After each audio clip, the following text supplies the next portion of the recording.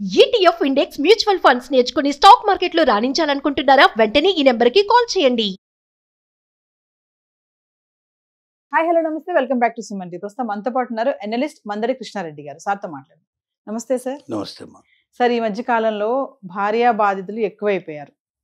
Suicides చేసుకుంటున్నారు, చంపబడుతున్నారు. రీసెంట్గా software employee ఏంటంటే వాళ్ళ భార్య డబ్బులు ఇస్తేనే కాపురం చేస్తానంటుందంట. అసలు ఇది ఎంత విచిత్రం అంటే అంత విచిత్రం. దీని బాధపడలేక పోనీ డైవర్స్ ఇద్దామా అంటే డైవర్స్ ఇవ్వాలి అంటే నాకు ఇంత నువ్వు ఇవ్వాలి, మెయింటెనెన్స్ డబ్బులు ఇవ్వాలి అని చెప్పేసి ఒక డిమాండ్ ఉంది. ఎందుకు ఇలా తయారవుతున్నారు అంటారు? ఈ భార్య బాధితులు ఎందుకు పెరిగిపోతున్నారు? ముఖ్యంగా ఏంటంటే అమ్మా, సమాజంలో స్త్రీ పురుషుల మధ్య వ్యత్యాసం తగ్గిపోతుంది. అంటే నువ్వెంత అంటే నువ్వెంత అనుకునేట్లు పరిస్థితులు ముందు ఏర్పడ్డాయి.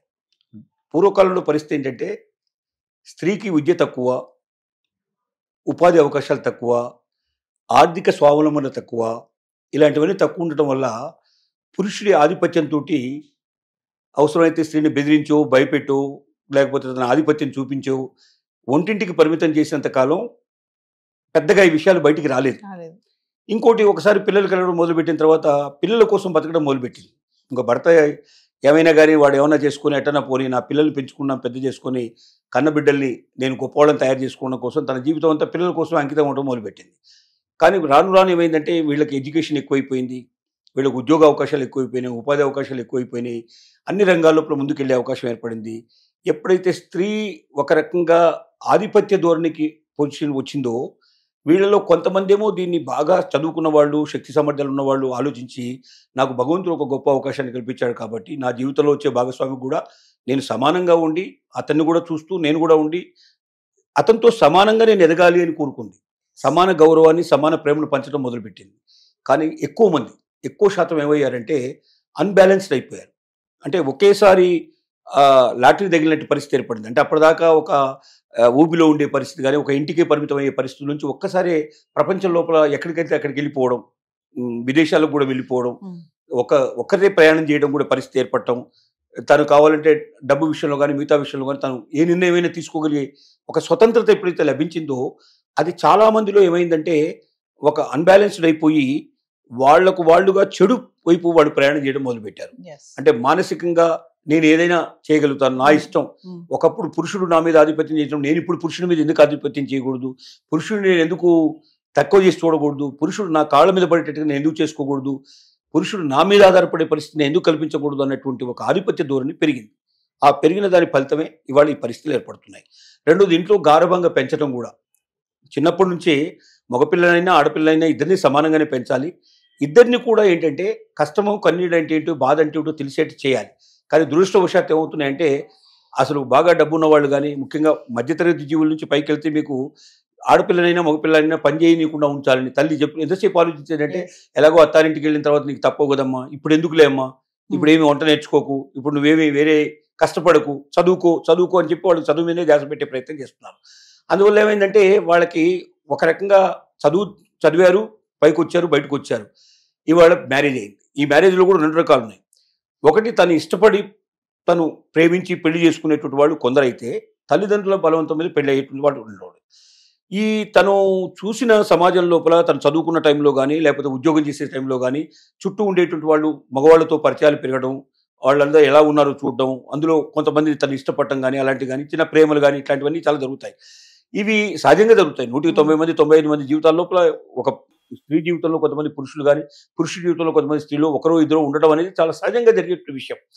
ఈ జరిగిన తర్వాత ఏమవుతుందంటే ఈ సంఘర్షణలో ఫలాని వాడు ఇలా ఉండేవాడిని నేను పెళ్లి చేసుకోవాలని ఒక కోరిక బలంగా పుడుతుంది. కానీ తల్లిదండ్రులు ఏం చేస్తారంటే దానికి భిన్నంగా డబ్బున్నవాడు, లేకపోతే బాగా చదువుకున్నవాడు, లేకపోతే మంచి ఉద్యోగం చేసేవాడు, జీవితంలో స్థిరపడిన వాడు చూసి మ్యారేజ్ చేస్తారు. తప్పదమ్మా, ఇంకా నువ్వు ఇలా చేసుకోకపోతే కష్టం, నీ వెనక 2 3 చెల్లెలు ఉన్నారు, వాళ్ళందరికీ పెళ్ళిళ్ళు కావాలని చెప్పి బలవంతంగా మొత్తం మీద తోసేసే అవకాశాలు కూడా ఇక్కడ చాలా ఎక్కువ. తల్లిదండ్రుల ఆలోచన ప్రకారంగా వెళ్లాల్సింది ఇంకా కొంతమంది పిల్లలు వెళ్తూనే ఉన్నారు. అంటే తమకు ఇష్టం ఉన్నా లేకపోయినా ఖచ్చితంగా చెప్పలేరు. చెప్తే మరి నీకు పెళ్లి కాకపోతే మరి ఎట్లా, మరి మన కుటుంబం యొక్క పరువు మర్యాదలు ఏమిటనేది కూడా ఒక రకంగా బలవంతం చేసి చెప్పాలి. అలా ఇష్టం లేని వాడు జీవితంలోకి వచ్చిన తర్వాత వాడిని వదిలించుకోవడానికి మార్గాలు ఏమిటి?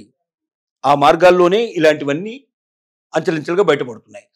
ఒకటి, ఇద్దరి మధ్య ఘర్షణ జరిగింది. ఘర్షణ జరిగినప్పుడు ఎవరో ఒకరు కాంప్రమైజ్ కావాలి. ఇద్దరు కాంప్రమైజ్ కాకపోతే ఏమవుతుంది, అది పెరిగి పెద్దదైపోతుంది. చివరికి సవాళ్ళు ఎదుర్కొనే పరిస్థితులు ఏర్పడతాయి. ఇక్కడ బెంగళూరులో కూడా శ్రీకాంత్ అనేటువంటి యువకుడు పద్మ అనే ఒక యువతిని పెళ్లి చేసుకున్నాడు. అది మామూలుగా తల్లిదండ్రులు చేసిన వివాహం ఇది. వివాహం చేసిన మొదటి రోజుల్లో కొద్దిగా ఏదో కాస్త ఇద్దరు కలిసి ఉన్నాడు, బాగానే ఉంది. కొద్ది రోజుల తర్వాత ఇతని యొక్క మరి ఇతనిలో ఉన్న అసమర్థత లేకపోతే ఇతనిలో ఉన్న బలహీనతలు ఏమిటో ఆవిడ కనిపెట్టినట్టుగా ఉంది. ఆవిడ రోజు రోజుకి డామినేట్ చేయడం మొదలుపెట్టింది ఇతని మీద. చివరికి ఇద్దరు కొట్టుకున్నారు, తిట్టుకున్నారు, అన్నీ జరిగాయి. ఆవిడ డిమాండ్లు పెట్టడం మొదలుపెట్టింది. ఆ డిమాండ్లలో ఒక డిమాండ్ ఏంటంటే రోజుకు 5,000 రూపాయలు చొప్పున నెలకి 1,50,000 రూపాయలు నాకు నువ్వు డబ్బులు ఇవ్వాలి. అప్పుడే కాపురం చేస్తా. నువ్వు కాపురం చేయడం అనే కాదు, అసలు నేను నీ భార్యగా ఉండాలి అంటే కాపురం చేస్తున్నా లేదో దేవుడికి అది ఇంకా తెలియదు దాని సంగతి. నీకు నేను సుఖాన్ని ఇస్తాను, ఆనందాన్ని ఇస్తానని చెప్పడంలే. ఇక్కడ కాపురం చేయడం వరకు కూడా అంటే నేను నీతో పాటు కలిసి ఉండాలంటే 1,50,000 రూపాయలు నువ్వు నెలకి ఇవ్వాలి. దీంతో పాటుగా ఏంటంటే నువ్వు సూసైడ్ నోట్ ఒకటి నాకు తయారు చేసి ఇవ్వాలి. ఆ సూసైడ్ నోట్లో ఏమని రాయాలి? నా అంతటా నేను స్వచ్ఛందంగా నేనే చనిపోవాలని నిర్ణయించుకుని ఆత్మహత్య చేసుకుంటున్నాను. నా భార్య దీనికి ఏమాత్రం కారకురాలు కాదు, తను చాలా మంచిది, చాలా ఉత్తమరాలు, తనకు నేను అన్యాయం చేస్తున్నాను, పోతున్నాను అని చెప్పి ఒక లెటర్ తయారు చేసి ఆ లెటర్తో సంతకం పెట్టించుకొని తన దగ్గర పెట్టుకుంది. ఇది అన్ని ఎప్పుడు తెలిసినాయి? పోలీస్ స్టేషన్కి వచ్చి అతను కంప్లైంట్ చేసినప్పుడు కంప్లైంట్లో ఇవన్నీ రాశాడు. నా భార్య నన్ను ఇలా చేస్తుందండి, నాకు ఈ రకంగా పరిస్థితులు కల్పించింది, శారీరకంగా మానసికంగా అన్ని రకాలుగా నన్ను హింసిస్తోంది, నన్ను బాధ పెడుతోంది. ఇంకోటి ఏం చెప్పింది? 498 కేసు వేసేస్తా నేను, వేసేసి మొత్తం మీ వాళ్ళందరినీ నీకు సంబంధించినటువంటి మీ చుట్టాలు బక్కాలు ఎంతమంది ఉన్నారో స్నేహితులు ప్రతి ఒక్కరిని తీసుకొచ్చి జైల్లో పెట్టిచ్చేస్తాను, వాళ్ళందరినీ కూడా హింస పెట్టిచ్చేస్తాను, నీ ఇష్టం చెప్పు అని చెప్పి అతని మీద దాడి చేసింది. ఇవన్నీ భరించలేక తను ఆత్మహత్య చేసుకోవడానికి ప్రయత్నం చేసినా కూడా చివరికి ఇలాగ ఆత్మహత్య లెటర్ తన దగ్గర ఉందండి, ఇది పరిస్థితుందని చెప్పి అతను పోలీసులకు కంప్లైంట్ ఇచ్చాడు. తను కూడా ఉల్టాగా కంప్లైంట్ కూడా ఇచ్చింది. ఇద్దరు కంప్లైంట్ ఇప్పుడు పోలీస్ స్టేషన్లో ఉన్నాయి. అది బెంగళూరులో నడుస్తున్న కథ. కానీ చాలా కథలు పోలీస్ స్టేషన్ రాకుండా ఇంటి దగ్గర కూడా ఇలాంటివన్నీ జరుగుతున్నాయి. అంటే ఇంత జరుగుతాయా, ఇంతకన్నా ఎక్కువ జరుగుతాయా, ఇంతకన్నా తక్కువ జరుగుతాయి, కానీ చాలా మంది బయటకు వచ్చి చెప్పుకొని కూడా చెప్పుకోలేరు. ఎందుకంటే ఇలాంటివి బయట చెప్తే వాళ్ళ కుటుంబాలన్నీ కూడా బాధపడతాయి. 2 కుటుంబాలు కూడా బాధపడే అవకాశాలు ఉన్నాయి. రెండోది, అసమర్థుడైన భర్తగా చిత్రించబడతాడు మార్కెట్లోకి వచ్చిన తర్వాత. రెండోసారి వదిలిపెట్టిన రేపొద్దున ఇంకొకరిని మ్యారేజ్ చేసుకోవాలనుకున్నా కూడా అక్కడికి వచ్చే ఈ సమస్యలు ఏదో ఇది ఇంత జరిగింది వీళ్ళ మధ్య, వీడి దగ్గర ఏ తప్పు లేకపోతే ఆ అమ్మాయి అట్లాగా చేస్తుందా? ఇప్పుడు కొంతమంది పోలీస్ స్టేషన్కి వచ్చి చెప్తున్నారు కాబట్టి మనకి ఇప్పుడు బయటపడుతుంది. పోలీస్ స్టేషన్ రాని కేసులు ఎన్ని ఉన్నాయో, ఎన్ని జీవితాలు ఏం జరుగుతున్నాయో. ఎందుకంటే పోలీస్ స్టేషన్ రావడం వల్ల, మగవాడు పోలీస్ స్టేషన్ రావడం వల్ల అసమర్థుడైన భర్తగా చిత్రీకరించబడతాడు. తర్వాత ఆడది ఎన్ని తప్పులు చేసినా ఒకవేళ ఆడవాళ్ళ మీద ఉండే సింపతి చాలా ఎక్కువ ఉంటుంది. ఆ అమ్మాయి వీడి దగ్గర లోపాలు లేకపోతే ఆ అమ్మాయి ఎందుకు అలా అంటుంది, అమ్మాయి ఎందుకు అలా చేస్తుంది, వీడు బహుశా చిత్రహింసలు పాలు చేసి ఉంటాడు, అందుకే ఆ అమ్మాయి అలాగే కక్ష తీర్చుకొని ఉంటుందని సింపతి కూడా ఆడవాళ్ళ మీదనే ఎక్కువ ఉంటుంది తప్ప మగవాళ్ళ మీద రాదు. ఇప్పుడున్న సమాజం లోపల పరిస్థితి అది సిచ్యువేషన్. ఎక్కువ మంది ఆడవాళ్ళని సమర్థిస్తారు. ఇప్పుడు ఒక ఆడ మగ ఇద్దరు కలిసి కొట్టుకుంటుంటే ఆడదాని పక్షంలో ఎక్కువ మంది మాట్లాడతారు, కానీ మగవాళ్ళ పక్షంలో తక్కువ మంది మాట్లాడతారు. సమాజం అట్లా ఉంటుంది పరిస్థితి. కాబట్టి ఇలాంటి పరిస్థితుల్లో బయటికి రాని కేసులు కొన్ని లక్షలు కోట్ల మీద ఉన్నా ఆశ్చర్యపడాల్సిన అవసరం లేదు. కొంతమంది ఇలా పోలీస్ స్టేషన్కి వచ్చి చెప్తున్నారు సార్. మనం రీసెంట్ గా చూసుకుంటే బెంగళూరు టెక్కి ఒక ఆయన అతుల్ సుభాష్ చూసుకోవచ్చు, సూసైడ్ నోట్ రాసేసి చనిపోవడము, సెల్ఫీ వీడియో తీసుకోవడం, రీసెంట్ గా మళ్ళీ భార్య భర్తని సుపారీకి చంపించడము. అంటే ఇదంతా కూడా ఒక కోణంగా చూసుకుంటే తల్లిదండ్రులు తప్పు కూడా ఉంది అంటే ఏమంటారు సార్ ఇందులో? మీరు ఇందాక అన్నారు అమ్మాయిలు ఇంకా ఆరాభంగా పెంచుతున్నారు అని చెప్పేసి కదా, మరి దీనికి తల్లిదండ్రులు కూడా ఒక రీజనే అంటే? తల్లిదండ్రులు తప్పనిసరిగా దీనికి బాధ్యులవుతారు. తమ పిల్లల పెంపకంలో జాగ్రత్త పడాలి. మనం పిల్లల్ని ఎంత సుఖంగా ఉంచాలని పెంచుతామో అంత వాళ్ళని మనం ఇబ్బందులు పాలు చేసినట్టు అవుతుంది.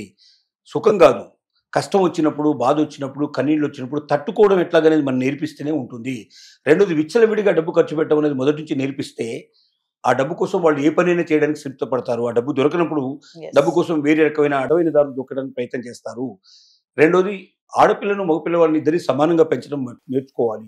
ఇద్దరిలో ఎవడు గొప్పవాడు, మగాడు చాలా గొప్పవాడు, వాడు ఏదో ఉద్ధరిస్తాడు, రేపొద్దున మమ్మల్ని సుఖపెడతాడు, మనం చూస్తాడంటే ఒక్కసారి మన చుట్టూ ఉండే సమాజాన్ని పరిశీలిస్తే మన ఇంటి పక్కవాడు, మన ఇంటి వెనక వాళ్ళు, మన ఇంటి ముందర వాళ్ళు ఎవరైనా తల్లిదండ్రులను ఆనందంగా శాంతిగా ఉంచేవాళ్ళు ఉన్నారా? భార్య పెళ్ళైన తర్వాత భార్యను తీసుకుని బయటికి వెళ్ళిపోయిన వాళ్ళే ఎక్కువ మంది కనపడతారు. 100కి 5 10 మందో తప్ప 100కి 90 మంది చేస్తున్న పని ఏంటంటే తల్లిదండ్రులను వదిలేతేవే.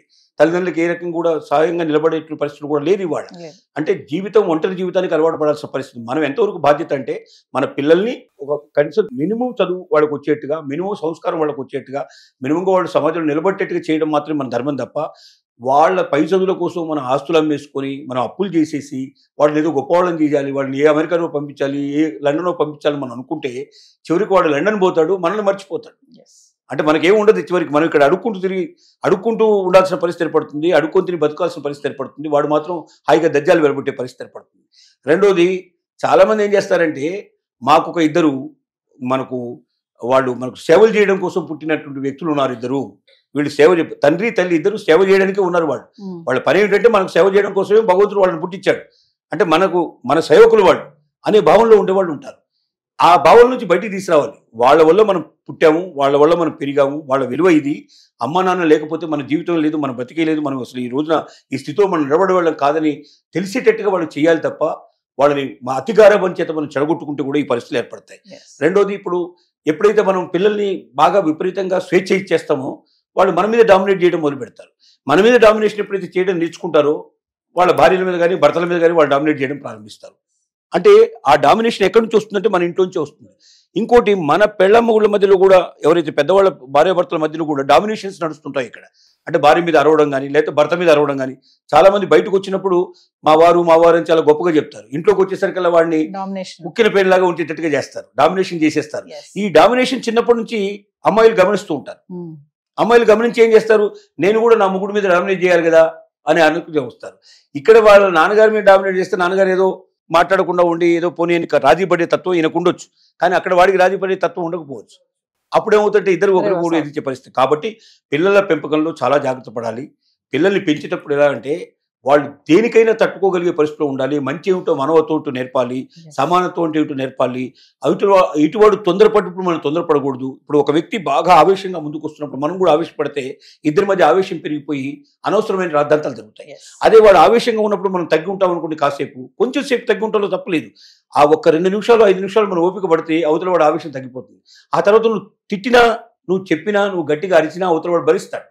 కానీ వాడు అరిచినప్పుడే మనం అరవడం మొదలు పెడితే ఇద్దరు అరుపులు పెరిగిపోతాయి, చివరికి అరుపులు మిగిలిపోతాయి, మనుషులు పడిపోతారు. అలాంటి పరిస్థితులు ఏర్పడతాయి. ఇలాంటి ఒక మంచి విషయం లోపల మంచి ప్రవర్తన, సత్ప్రవర్తన నేర్పించడం ఒకటి. రెండోది, మాటికి చాలామంది తల్లిదండ్రులు చేసే పెద్ద పొరపాటు ఏంటంటే, పెళ్ళై అత్తారింటికి వెళ్ళిన అమ్మాయి రోజు గంటకు మాట్లాడుతుంది. ప్రతి విషయంలో వీళ్ళు నిర్ణయం చేసేటప్పుడు వీళ్ళ సలహా తీసుకుంటుంది. ఇలా మీ ఆడబిడ్డ దాన్ని బాగా ఎక్కడ ఉంచాలి, అక్కడ కుక్కిని పెంచిలా ఉంచు అని వీళ్ళు చెప్తూ ఉంటారు. వీళ్ళ వాళ్ళు వస్తేనేమో బ్రహ్మాండం పట్టేట్టు ఏర్పడుతుంది. వాళ్ళు ఎవరిని వస్తే వాళ్ళని చాలా చౌకగా చూసే పరిస్థితి, చాలా హీనంగా చూసే పరిస్థితి, ఇలాంటివన్నీ నేర్పిస్తారు. ఏ తల్లులైతే ఈ పని చేస్తారో వాళ్ళ పిల్లల జీవితాలతో వాళ్ళు ఆడుకుంటున్నట్లు లెక్క. అంటే వాళ్ళు బ్రతుకుని హీనంగా చేయడానికి ప్రయత్నం చేస్తున్నట్లు లెక్క. ఒక్కసారి మ్యారేజ్ అయ్యి వెళ్ళిపోయిన తర్వాత వాళ్ళ నిర్ణయాలు వాళ్ళు తీసుకోవాలి, వాళ్ళ స్వతంత్ర నిర్ణయాలు వాళ్ళు తీసుకోవాలి. నీకు మంచి ఏదో చెడదో నీకు నేర్పించి పంపించావమ్మా, నువ్వే నిర్ణయం తీసుకో, నువ్వే నేర్చుకో అంటే వాళ్ళు తొందరగా నేర్చుకుంటారు. అందులోంచి ఎన్నో విషయాలు వాళ్ళకి తెలుస్తాయి.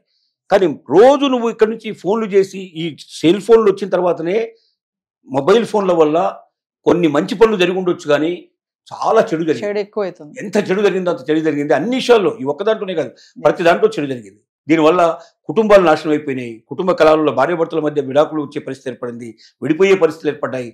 ముఖ్యంగా తల్లిదండ్రులు ఎక్కడో ఉండి అమెరికాలో ఉండేటువంటి అమ్మాయికి ఇక్కడ నుంచి ఇన్స్ట్రక్షన్స్ కూడా మొదలు పెడతారు.